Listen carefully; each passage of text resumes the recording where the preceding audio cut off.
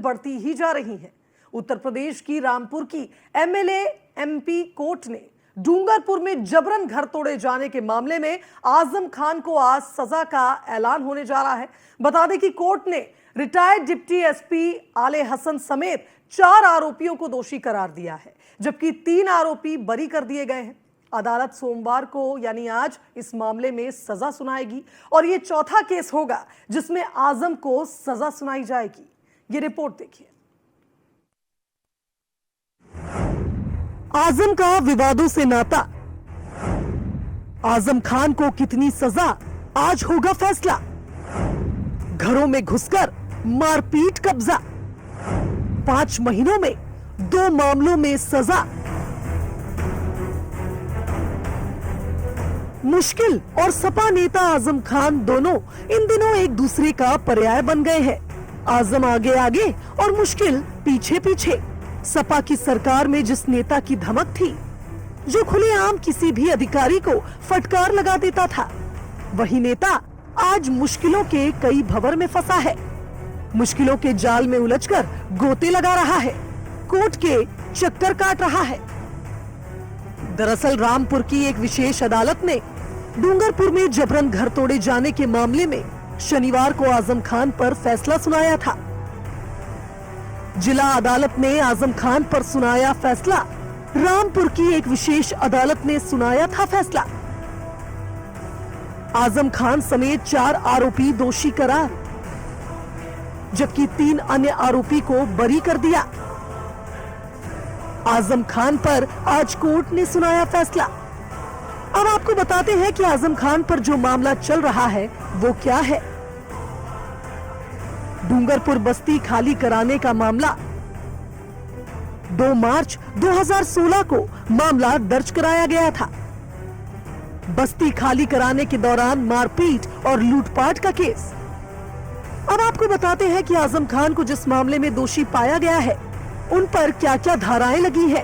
वो धाराएं हैं आईपीसी की धारा 452, 504, 506, 120 बी के तहत दोषी करार। इसमें से एक धारा के तहत आजम खान को 7 साल तक की सजा हो सकती है।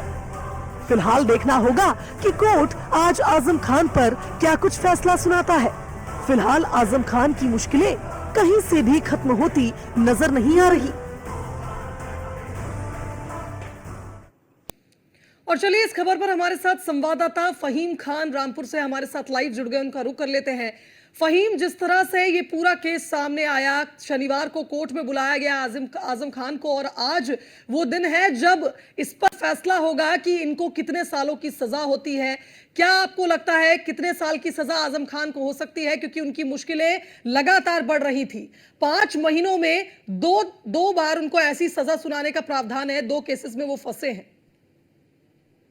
बिल्कुल, देखिए मैं आपको बता दूं कि जिस तरह से आजम खान की आज जो है ये सजा का ऐलान होना है, ये अपने आप में अहम है।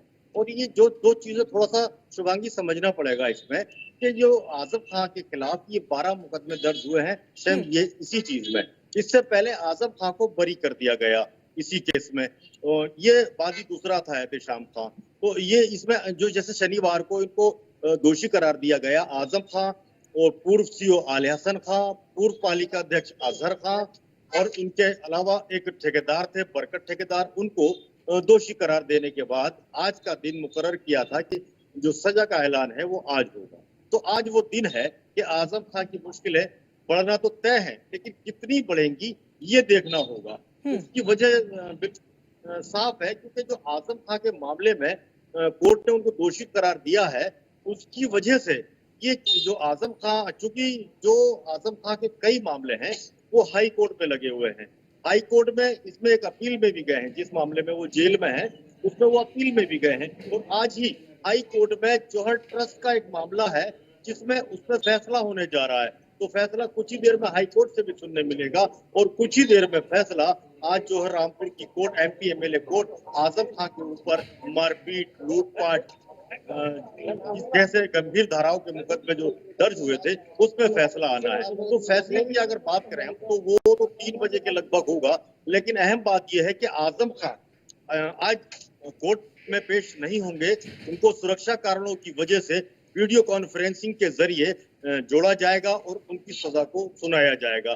सजा कोर्ट कितनी देगा ये कहना तो थोड़ा सा अभी मुश्किल है, लेकिन जो धाराएं हैं उन धाराओं के हिसाब से उसमें 2 साल की सजा भी है, 4 साल की सजा भी है, 6 माह की सजा भी है, जो उसके अंदर धाराएं हैं। तो उसमें एक धारा ऐसी भी है जिसमें 7 साल तक की भी सजा हो सकती है। तो अब आजम खान को कितनी सजा कोर्ट सुनाता है ये देखना होगा। और इसलिए क्योंकि आजम खान की मुश्किलें बहुत ज्यादा बड़ी हुई हैं और जो मुश्किलें हैं अभी और बढ़ती नजर आ रही हैं, क्योंकि ये जो मामला है यही नहीं ठहर रहा है। ये एक ही मुकदमा नहीं है जिसमें आजम खान को सजा होने जा रही है।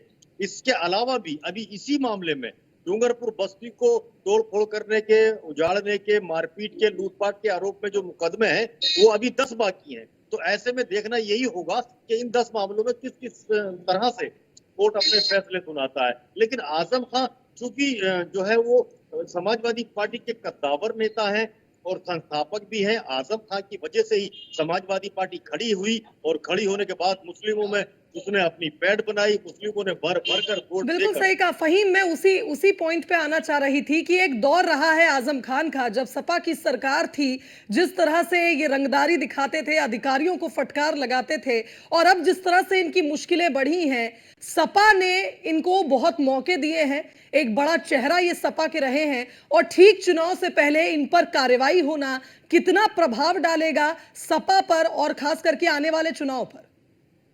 जी देखिए, मैं आपको बता दूं शुभांगी के आजम खान का जो राजनीतिक कैरियर है जब पीक पर था तो आजम खान ने उसमें जितना अपना वो मनमानी कर सकते थे वो उन्होंने की।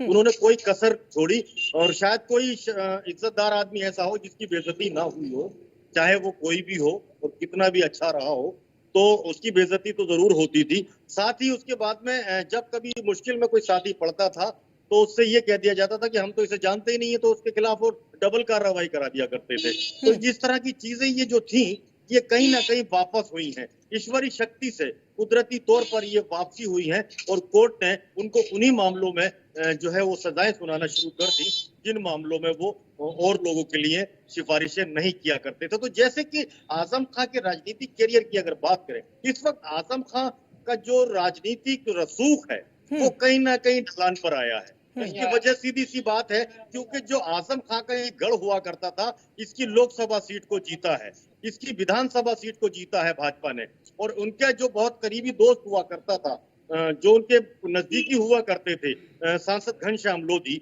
उनके जो है वो उनके पाले से आने के बाद वो सीधे भाजपा में पहुंचे और लोकसभा का उन्होंने वो सीट को जीता। लेकिन उसको फिर भारतीय जनता पार्टी ने उन्हीं पे विश्वास जताने के बाद फिर उनको उतारा है। तो आजम खान के जो करीबी थे आज वो भाजपा के सांसद और सांसद के बाद फिर प्रत्याशी हैं। तो जो उनका राजनीतिक साथी हुआ करते थे ज्यादातर, वो ज्यादातर साथी उनके साथ छोड़ चुके हैं। उनके जो मीडिया प्रभारी थे और जो उनके पारिवारिक मित्र भी थे, फसाहत अली शानू, उनके ऊपर बड़े गंभीर आरोप लगाते हुए उन्होंने भाजपा का दामन थाम लिया। उनके जो बड़े पुराने बचपन के साथी थे वो शाहजेब खान, उन्होंने भी भाजपा का दामन थाम लिया। जो शाना बाशाना चलने वाले लोग थे उन्होंने अपना पाला बदल लिया। लेकिन जो उनके हमदर्द थे, उन हमदर्दों को जिन्हें उन्होंने हमेशा दूर रखा, उन्हें अच्छा नहीं माना, उन लोगों को मन में अभी भी उनके लिए हमदर्दी है, वो लेकिन फिर भी दूर है। तो कुल मिला के अगर सुख की बात करें तो आज जो भारतीय जनता पार्टी की तरफ से जो कार्रवाइयां हुई हैं, जौहर यूनिवर्सिटी को लेकर भी, इन मुकदमों को लेकर भी, और इसके अलावा बहुत सारे मामले ईडी के भी और जीएसटी के भी मिला के अगर देखें तो यानी कुल मिलाकर ये कहा जाए फहीम, अब इंतजार करना होगा, कुछ ही देर का समय रह गया है, 1 घंटे का लगभग समय रह गया है, और उसके बाद फैसला सामने आ जाएगा कि आजम खान को कितनी सजा सुनाई जाती है। बहुत शुक्रिया आपका तमाम बातचीत के लिए।